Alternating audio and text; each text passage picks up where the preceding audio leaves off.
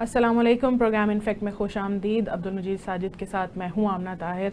Sir साहब, खुजार में खुदकुश हमला किया गया है, बच्चों की स्कूल बस के ऊपर हमला किया है। कैसे जालिम लोग हैं। बैरून दुश्मन के साथ तो सर साहब निपट लिया गया है इस वक्त जंग जो इंडिया के साथ चल रही थी, लेकिन अब अंदरूनी दुश्मन के साथ कैसे निपटेंगे?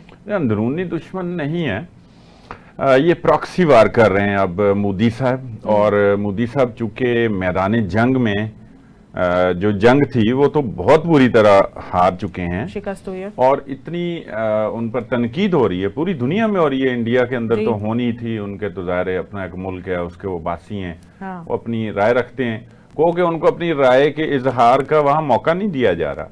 मुतअद्दिद यूट्यूबर्स, मुतअद्दिद जो है वो किसी की पोस्ट के ऊपर किसी ने कोई बात कर दी है तो उसके खिलाफ भी पर्चा, प्रोफेसर हजरात, PhD स्कॉलर्स, वो उनको भी गिरफ्तार कर दिया, उन पे पर्चे हो गए। और कुछ की तो पहले ही वो जो बैरून मुल्क से ताल्लुक रखते थे उनकी शहरियतें ख़त्म करना, या वो जो उनको मुल्क बदर करना पाकिस्तानियों के हवाले से तो हो गया, और भी दीगर ममालिक के हवाले से भी ऐसा हुआ। तो वो वहां पे कोई हो तो रहा है, उसी की वो जो होती है ना, खिसियानी बिल्ली खंबा नोचे, वो उसकी वो सूरत हाल है मोदी की। अब ये हमारे अंदरूनी यहाँ पे उन्होंने बड़ी इन्वेस्टमेंट की हुई है। बलोचिस्तान को वो समझते हैं कि हम जो है ना किसी तरह से बदला लेना है हमने। सीज फायर हो गया, और ये इस तरह की चीज का सबूत भी हो, और हमारे पास कई सबूत हैं, हमने डोजियर भी बनाए, भेजे भी। दुनिया में इस वक्त कोई इदारा नहीं है जो नोटिस ले सके। तो खुल के सामने आता है और बोलता है कि मैं बलोचिस्तान पे हमला करूंगा, मैं बलोचिस्तान से अपना बदला लूंगा, तो हमारी तरफ से अब क्या जवाबी कार्रवाई की जाएगी? देखिए, वहां का वो मीडिया कहता है, कोई सरकार नहीं कहती। हाँ। ज़ाहिर ये जो डिप्लोमेसी है उसके तकाजे नहीं है। मोदी मीडिया ही है ना, गोदी मीडिया और मोदी मीडिया है, वो करता रहता है। वो तो वहां पर एक थोड़े से कह लें पटाखा भी होता है तो उनको सबसे पहले फुटेज भी मिल जाती है, और वहां वो चीखना शुरू कर जाते हैं, शायद उसकी फुटेज हम तक बाद में पहुंचती है। अच्छा, ये तो बड़ा ऑब्वियस है।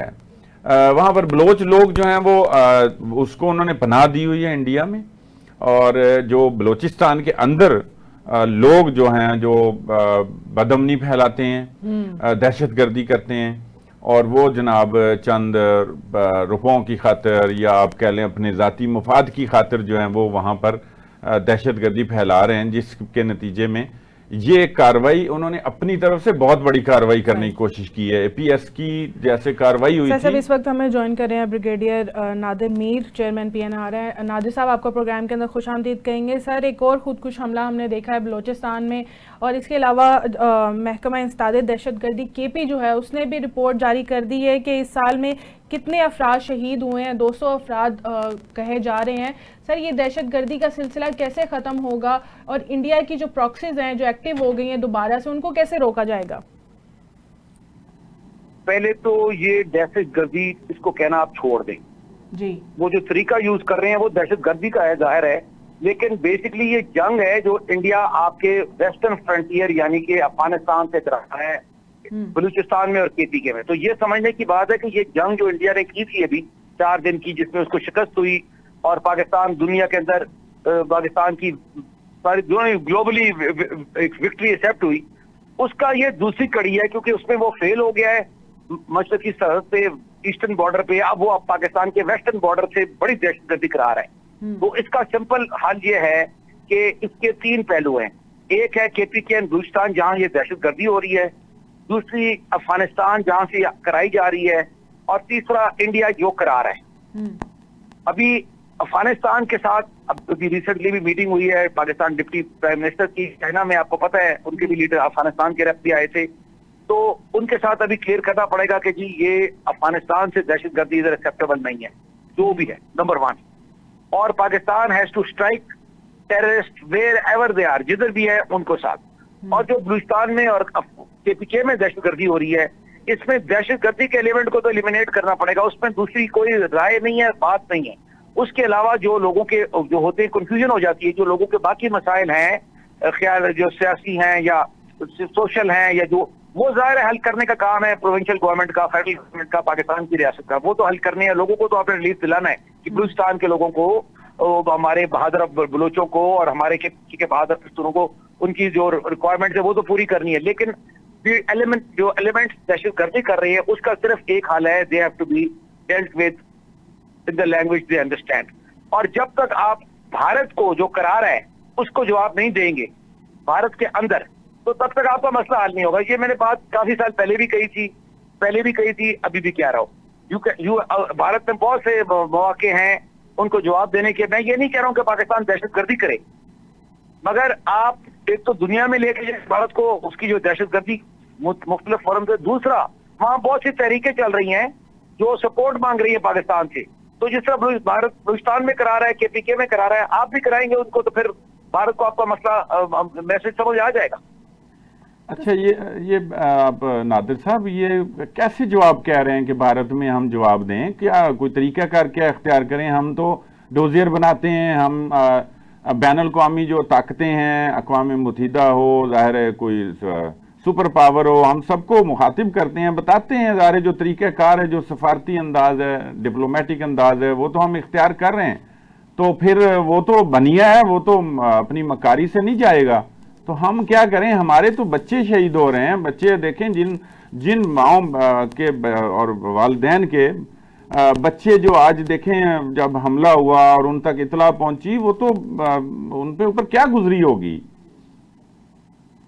बिल्कुल सही कह रहे हैं आप। मैं तो यहाँ पर जो फौज के और सिविल के शोहदा है उनके लिए मैं जाता भी रहा हूँ, पहले भी, आज से कई साल पहले भी, अभी भी।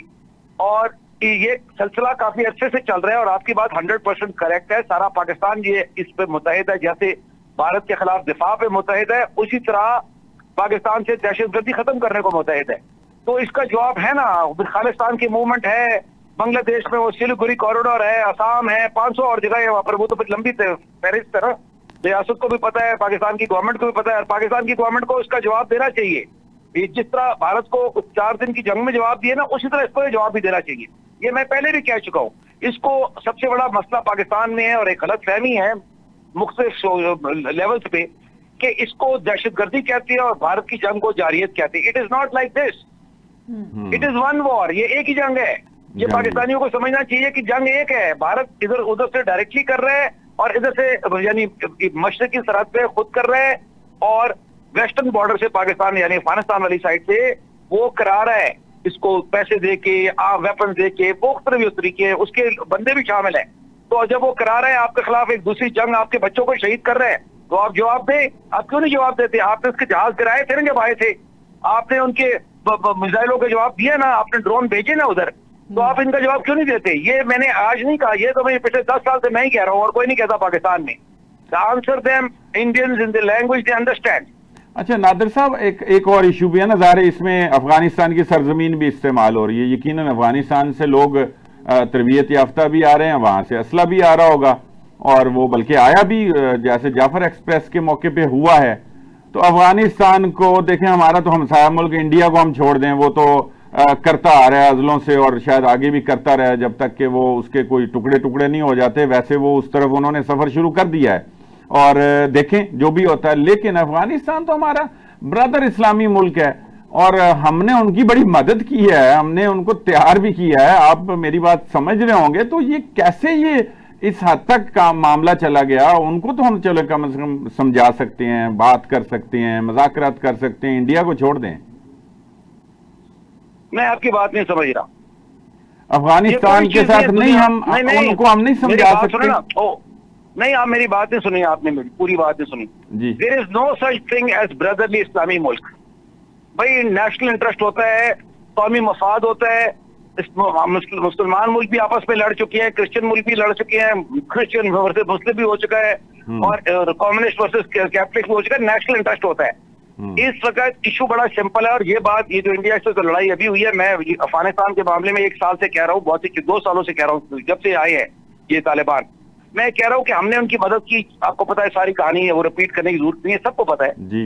अब उनके साथ आप बात करते हैं, आपका मसला हल नहीं होता, फिर आप कोई और हल निकालें। हल है आपके पास, आप हल नहीं निकालते। लेकिन आप ये बात समझें कि उसपे ये भी कई जगह पे है कि वहाँ अफगानिस्तान को आप बाकी मुल्कों से कंपेयर ना करें। ठीक है, उनकी गवर्नमेंट की, काबुल की जिम्मेदारी जरूर है, लेकिन वहाँ जो हालात है उसमें बहुत से आर्म ग्रुप्स भी है, बॉर्डर फोर्स भी है वगैरह, तो जो करवा रहा है वो इंडिया है। आप उसको जवाब दे, अफगानिस्तान को भी जवाब दे, ये नहीं कि उसको छोड़ दें, लेकिन जब करवाने वाला तो इंडिया। आप खुद कह रहे हैं, गवर्नमेंट, अभी आईएसपीआर ने कहा, गवर्नमेंट ने कहा ठीक है, तो आपको इंडिया को जवाब देना पड़ेगा इन इंडिया। जिस तरह आपको रवायती जवाब देते हैं उसी तरह आपको जवाब देना। और दूसरा ये नहीं है कि आप पंजाब, आप जरूरी है कि कश्मीर में करें, हम करते कश्मीर में जंग शुरू हो जाती है।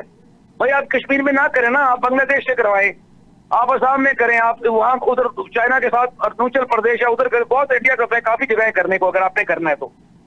ठीक है नादिर साहब बहुत शुक्रिया आपका। सर साहब, नादिर साहब ने तो कहा है कि इंडिया के साथ खुद निभरना पड़ेगा, लेकिन इंडिया की जारियत जो है वो तो बढ़ती चली जा रही है। अच्छा, वो शायद पॉसिबल नहीं है, वो कोई डिप्लोमेटिकली तो कुछ चीज़ हो सकती है, और जस्ट प्रॉक्सीज ही की कह लें एक लिहाज से बात है ना जी, कि प्रॉक्सीज यही है कि वहाँ पर कोई तहरीकें चल रही हैं। यहाँ जैसे बलोचिस्तान लिबरेशन आर्मी है, BLA और दीगर हैं, और कहीं बाकी जो अफगानिस्तान से मुंसलिक कोई तंजीमें और पाकिस्तान में जो इस तरह की कार्रवाइयाँ कर रहे हैं, वो लोग हैं, और उनको वो कहीं ना कहीं सपोर्ट कर रहे हैं। ना सिर्फ सपोर्ट कर रहे हैं, बल्कि उन्होंने भी अपने कुछ चीजें 1-2 दिनों में, 3 दिनों में सामने लाई हैं। मैं गुलबदीन हिकमत यार का एक आर्टिकल पढ़ रहा था, उन्होंने हाल ही में लिखा है, ये पाक भारत जंग के बाद, उसमें उन्होंने बड़े अहम नुकात उठाए हैं, और वो बिल्कुल अफगान तालिबान और दीगर जो बज़ाहिर कहते हैं कि हम कोई जिहाद कर रहे हैं, या उनका जो भी नजरिया है, उनको भी उन्होंने बात की है कि ये कौन सा तरीका है।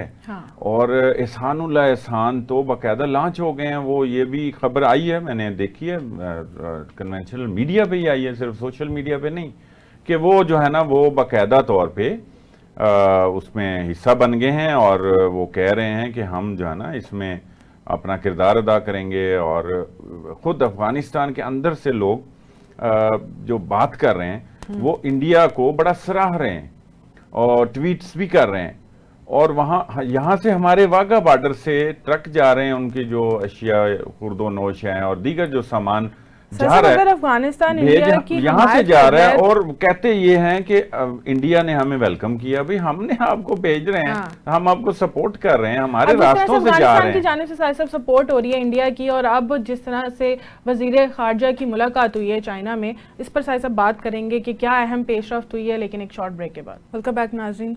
साहब, चीन में जो मुलाकात हुई है पाकिस्तान और अफगानिस्तान के वजीर खारजा की, उसमें क्या अहम पेशरफ्त की गई है? क्या ये दहशतगर्दी के हवाले से भी कोई ताउन पर इतफाक किया गया?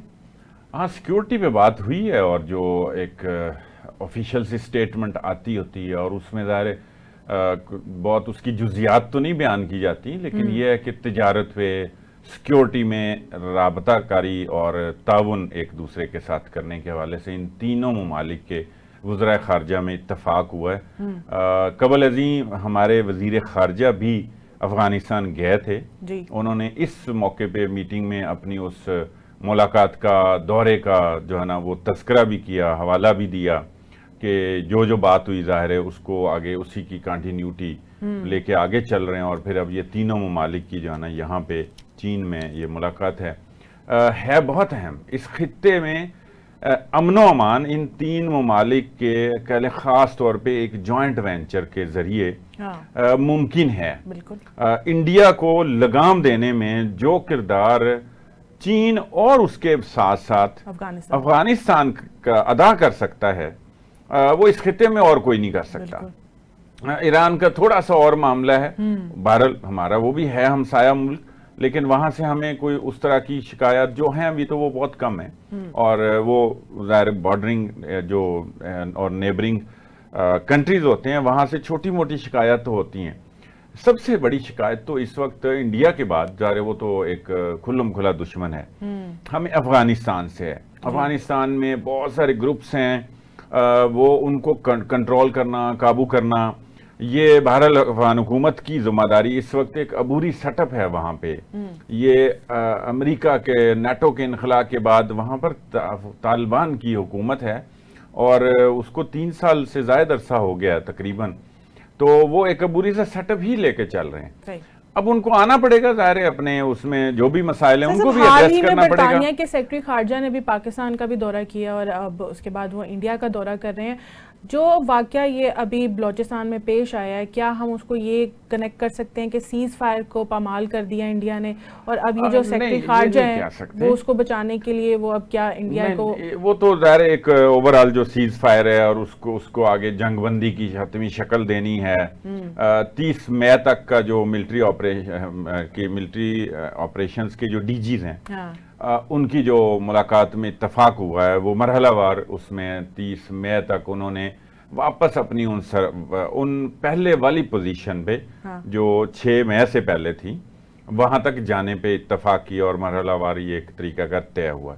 ये हो गया एक जो ऑब्वियस सा है और जो एक वजाहर दिखाने के हवाले से होता है। जो प्रॉक्सीज होती हैं और जो दरअंदाजियां होती हैं, और इसी तरह किसी को माली सपोर्ट करनी है, किसी को जनाब आपने जो है ना असले की सपोर्ट करनी है और आपने वो उनको इस्तेमाल करना है, तो वो जो है ना वो इंडिया आज से नहीं, वो बहुत देर से कर रहा है। वो डायरेक्ट भी निशाना करता रहा है और उस पर फिर वो ऐलान करता रहा है कि हमने 20 से ज्यादा लोग टारगेट किए हैं घर में घुस के।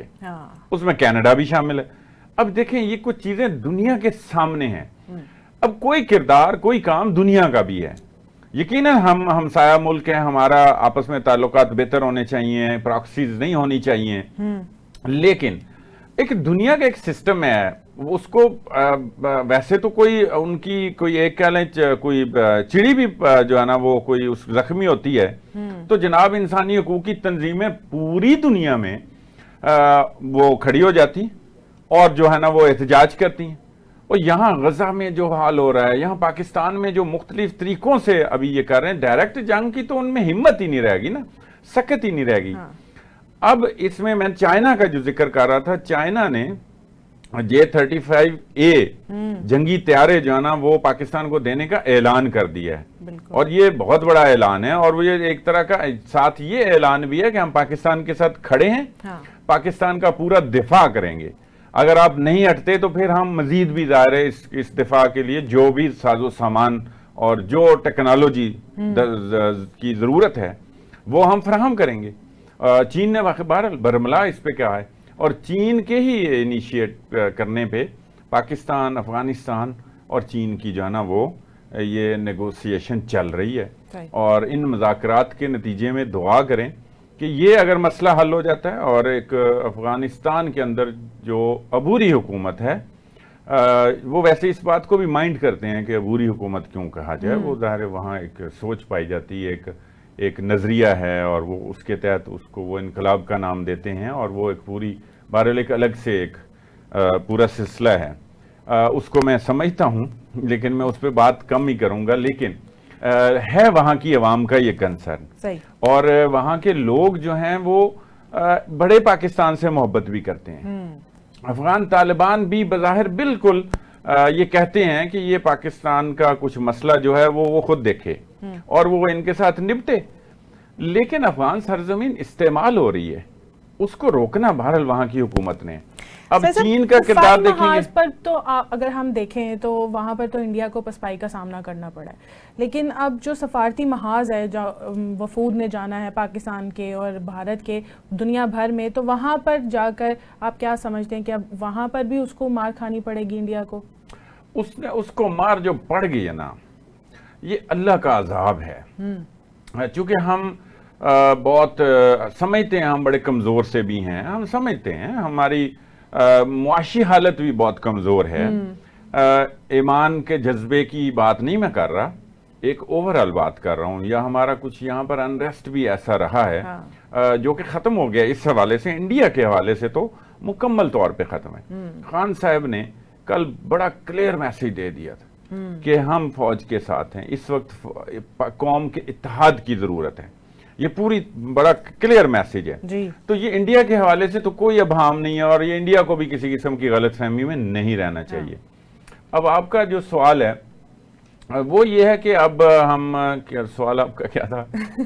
ये मेरा सवाल ये था कि उसको दफाई महाज पर तो साहिब साहब एक मार खा जो लिया जो उसने। वफूद है ना, लेकिन अब सफारती मैं महाज बताता पर हूं। भी जिस तरह से पाकिस्तान के वफूद ने जाना है, तो वो इसकी बर्बरियत वहां पर जाके दिखाई जाएगी इंडिया की। देखें, वो हमने तो दिखानी है और हम दिखा भी रहे हैं। असल प्रॉब्लम है इंडिया को, और दुनिया ने देख भी ली है। बात वहीं से शुरू हो गई थी, फिर बात कहीं और चली गई थी कि उसको जो पसपाई का सामना करना पड़ा है और जो हजीमत का सामना करना पड़ा है और जो सुबकी का उनको सामना करना पड़ा है और जो उनके चेहरे हैं, मोदी जितनी दफा भी मीडिया पे आया है वो अभी तक उसके चेहरे जो है ना, वो पता नहीं 56 इंच की वो छाती कहता होता है, और वो तो सुकड़ गई है बिल्कुल ही। और वो तो अब उससे अब चलता है तो वो लगता है कि वो एक्टिंग कर रहा है, प्रिटेंड कर रहा है, और फेस को भी इस तरह से उसके वो सारी चीजें चूंकि वो चेहरे पे नजर आ जाती हैं। तो हमने तो करना ही करना है, हमारा जितना जरूरी है वो हम कर रहे हैं। वजीर आजम ने भी जाना है मुख्तलिफ दौरों पे, और वजीर आजम ने मुख्तलिफ ममालिक के सदूर वज़रा आजम को फ़ोन किए, उनको पाकिस्तान आने की दावत दी, किसी ने उनको दावत दी, और हमारे ये वफूद जो हैं वो तो जाएंगे जाएंगे। उन्होंने करना है, वो बड़ा थोड़ा सा उनका एक टारगेट है कि कहाँ कहाँ जाना है। इंडिया को ये मसला आ रहा है कि इंडिया ने 6 ग्रुप्स बनाए हैं अपने ये बैरूनी दौरों के वफूद पे मुश्तमिल, और उसमें अलग अलग पार्टीज के अलग अलग इवन मुसलमान भी उसमें शामिल किए हैं, और बज़ाहिर एक शो किया कि ये हम एक यूनिटी का मुजाहरा कर रहे हैं। ओ भाई, क्या यूनिटी का मुजाहरा कर रहे हैं? वहाँ आप ज्वाइंट सेशन तो बुला नहीं रहे, अपोजिशन ने खत लिखा हुआ राहुल गांधी ने, अब बात तो सुन नहीं रहे, मीटिंग तो आप करते नहीं है ना आप वो वफूद पे भी इख्तलाफात शुरू हो गए हैं, लेकिन यहाँ पर शुक्र है पाकिस्तान में अभी ऐसा तो कोई इख्तिलाफ सामने नहीं आया। उनको जरूरत है वफूद के हवाले से। हाँ।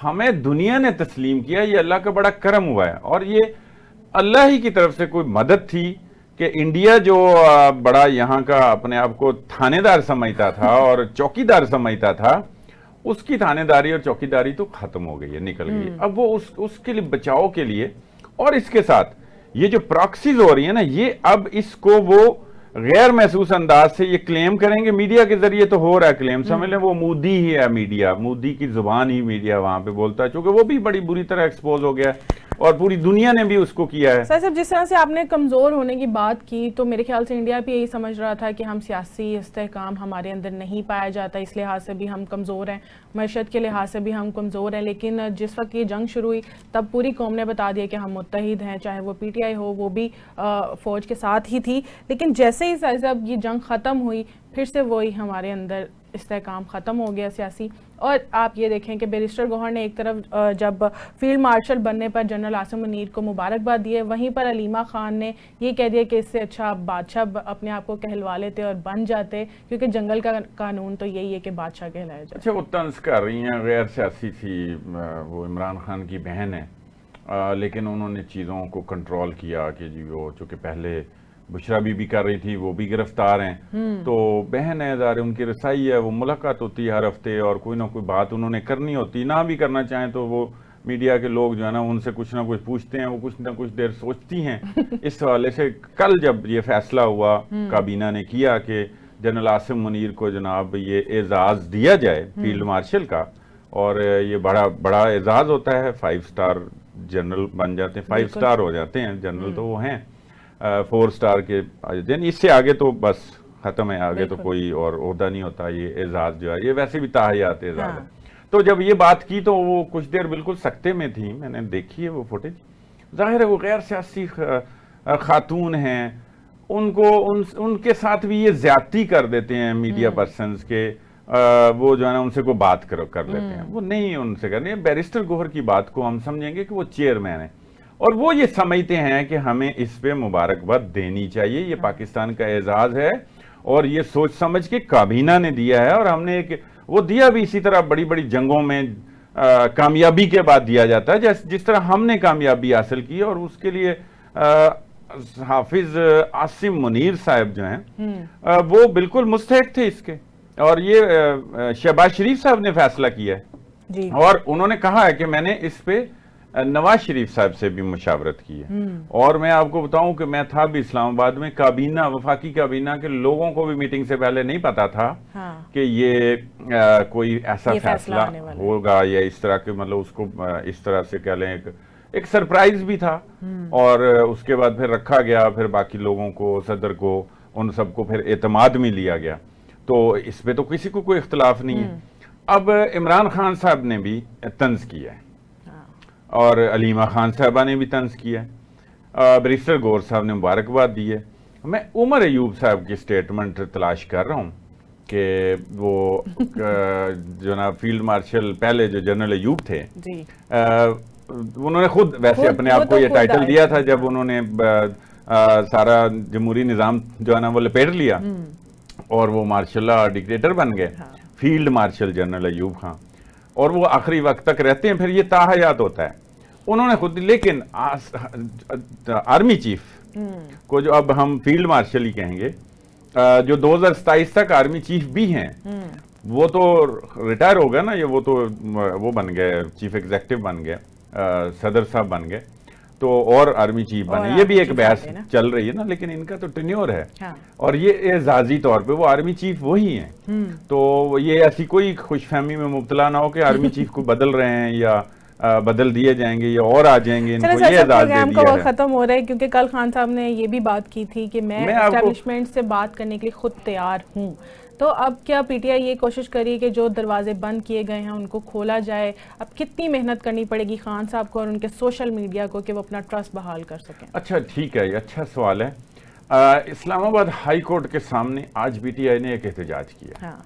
वो रेड जोन में आता है और वहां पर मुजाहिरीन ने मुजाहरा किया, पुरअमन मुजाहरा था जी, जिस तरह एक जमहूरियत के अंदर जमहूरी एक राइट होता है, हक होता है, और उनको उनकी किसी ने कोई गिरफ्तारी नहीं की, कोई किसी किस्म की कोई मज़ाहमत का नहीं सामना करना पड़ा उनको।